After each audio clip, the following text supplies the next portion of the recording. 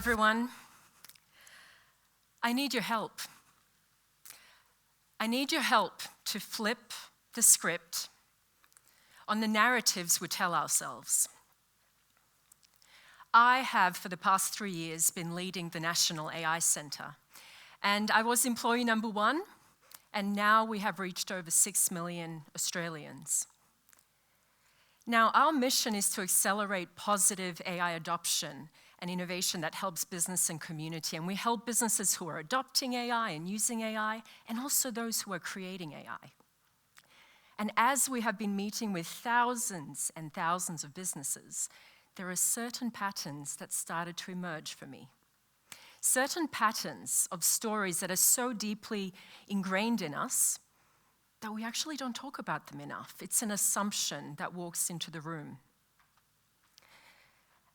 As you all heard, my tech career was a complete accident. I was going to be a film composer. I was actually already in orchestras, writing film music, theatre music. I was also putting on plays. I was putting on events, connecting poetry, art, and musicians, and trying to really drive expression and creativity. And then when I finished my arts degree, which was my love, and the commerce degree, which was part of the negotiation with my parents, I had to make money, and I just could not make enough money with music. So I accepted the very first job that came my way, and that was at a tech startup. My first job in tech was in telesales, and it was selling email security and web security. And then I very quickly moved into technology distributors and led business units trying to explain what middleware was to everyday people. Also, then I fought really hard for single-digit margins, 1% margins while selling hardware. I then moved into big tech. I set up new products, launched cloud products, helped big companies move from legacy technology into the cloud, set up partner programs, led AI teams, and now I lead the National AI Centre. But something that I feel we don't talk about enough is that technology is so incredibly creative. In fact, I was inspired to go and lean into that creativity, and so I went back to university to do a Masters of Interaction Design in Electronic Arts, where I leaned into the tech and art intersection. I made an emotion sensing dress. I'm obviously not a fashion designer. I bought a dress, I cut it up, I bought some blue folders, I cut them up, I bought some pink balls, I stuck them on, I threaded some wires through the dress and some LED lights. But it was the algorithm, this algorithm I could build that was sensing the heartbeat and mapping the variability of the heartbeat to emotion. And so as you were feeling different emotions, the lights would change on the dress. I also made an interactive sleep cocoon. I really had trouble sleeping, but this sleep cocoon would change shape and vibrate in different ways to help you get into deeper sleep. I also made a robot that was painting portraits. It actually even was exhibited at Sydney's Powerhouse Museum. And so my technology journey was first an accident, but then what I discovered was just how creative technology was, and I wish that story was out and louder in our community. And I'm not the only one. Even on my teams and the teams around me, I've seen poets who have become natural language processing researchers. I've seen urban designers who have become AI ecosystem analysts. I've seen accountants and economists who have become data scientists. The entry paths are endless. And have a look at this. These 4 phenomenal people, they are the recent winners of Australia's AI Sprint. I'm going to start on the left. Catherine Larish. She is a consultant by training, a professional consultant, and when she learnt about AI, she realized how AI could actually enhance this ability to synthesize information as part of the consulting process. So she became the CEO and founder of InsightWise, bringing AI and consulting together. What about next? Anthea Roberts. Anthea Roberts a professor of global governance, really specializing in complex decision-making, multidimensional decision-making. Then AI came in. She realized that AI could actually augment and enhance this ability to synthesize complex contexts. And Anthea became a founder and CEO of Dragonfly Thinking, bringing AI and complex thinking together. Or what about Angela Shi? Professional finance person, had multiple roles as head of finance, as CFO, and then entered AI. And she realized that she could connect finance and AI and launch Australia's first AI tax agent. Don't we all need that? Luna AI. So Angela became CEO and founder of Empathetic AI. And what about Summer Petrosius? Trained, certified professional speech therapist with extensive experience in health and disability sectors. She saw the struggles that families faced as they were navigating NDIS. And so she leveraged AI to develop a way to help families navigate that process. Why do I share these stories? Because this is our first flip the script moment. AI actually needs diverse experiences. It needs all backgrounds, domain expertise.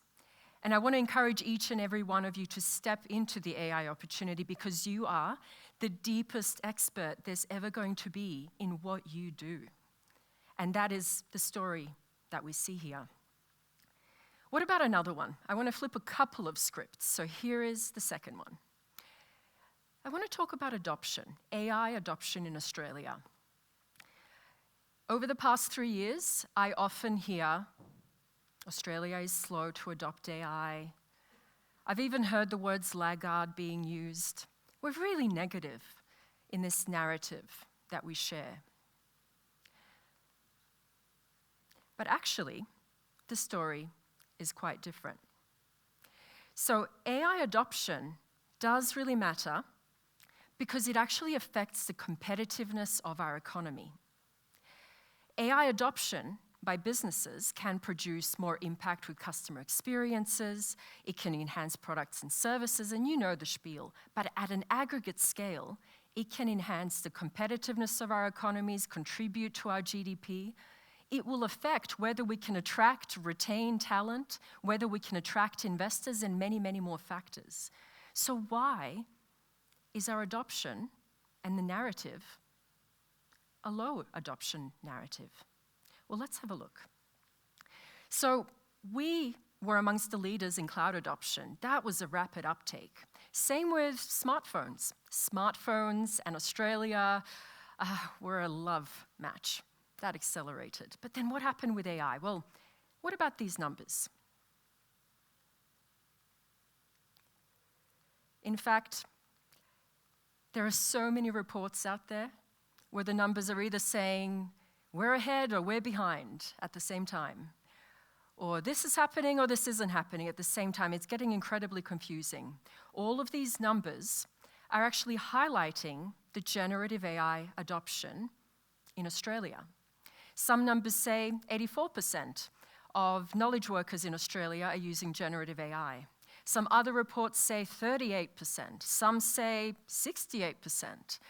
Some say that 38 million searches by Australians were done on ChatGPT and Gemini. And that makes us number one in the world at 1.42 searches per capita.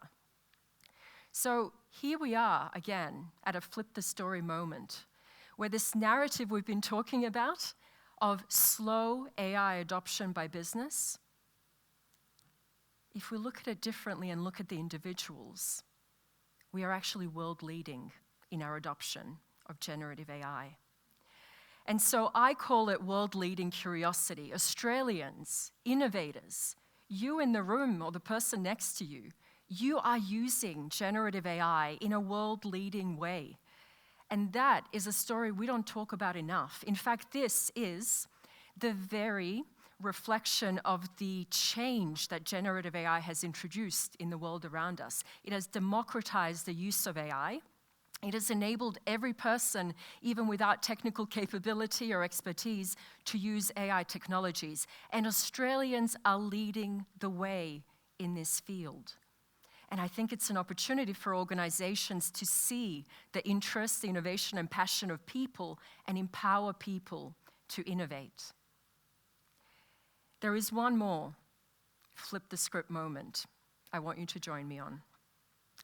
And we often talk about the AI momentum, how quickly it's going, and there are particular countries that seem to keep making the headlines. You probably know the countries. It's the ones that are getting the most spotlight, the ones that seem that AI is only made there. But actually, have a look at this. 544 AI companies in Australia. You can see how they light up all of Australia. Just a quick fact, they are on average in the precincts and the clusters 80 meters away from each other. So it's this tight, close community. 13 of them are on the stock exchange, valued at $73 billion. And this momentum is accelerating. Now the numbers are signaling around about 650. And they're doing amazing things. Sapia AI, with the use of chatbots and human resources technologies, is actually helping to bring greater diversity into the workforce. Or Lyra Robotics, they were using generative AI before it was cool, but they were using it to make the tessellations and the layout of avocados in the transportation boxes. Or what about Avani? Avani, one of the first in the world to use machine learning to understand and control scope 1, 2, and 3 emissions, something that is critical for our time. What about Eyes of AI, that is creating three-dimensional images of our teeth x-rays? Wouldn't you want to see your cavities move in 3 dimensions? There are just amazing things happening with Aussie AI. And so this is our final flip the script moment. It's realizing that Aussie AI is solving global challenges. And so whether you were inspired by the opportunity to enter AI from wherever, whatever experience you have, or whether you're inspired by Australians leading the world in generative AI, or seeing Aussie AI solve and transform some of our global challenges, I hope that you can lean into this moment of innovation and flip your own AI script. Thank you. Thank you.